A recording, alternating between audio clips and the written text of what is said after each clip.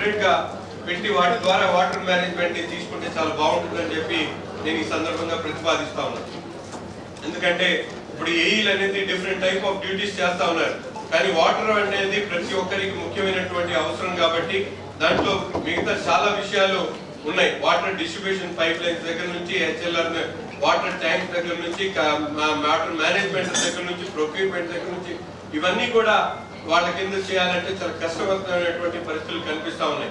అందుకని కార్పొరేషన్ అధికారులు అలాగే మున్సిపల్ అడ్మినిస్ట్రేషన్ ద్వారా మీరందరూ కూడా పర్మిషన్స్ తీసుకొని తప్పకుండా వాటర్ మేనేజ్మెంట్ బాడీని ఒకటి కార్పొరేషన్ ఏర్పాటు చేసి 5 అధికారులు ఎక్కువగా ఎగ్జిక్యూటివ్ ఇంజనీర్ అలాగే ఏఈలు ప్రత్యేకంగా వాటర్ డిస్ట్రిబ్యూషన్ మీద ఒక ఏఈని అలాగే పర్టికులర్ గా ప్రతిరోజు ఎంత వాటర్ మనం ఇన్పుట్ తీసుకుంటున్నాం, ఎంత అవుట్ఫ్లో అవుతుంది, అలాగే కొన్ని ఆటో నగర్ లాంటి ప్రాంతాలు ఉన్నాయి మనకి హైవేగా వాళ్ళందరూ కూడా కమర్షియల్ గా యూటిలైజ్ చేసుకుంటారు.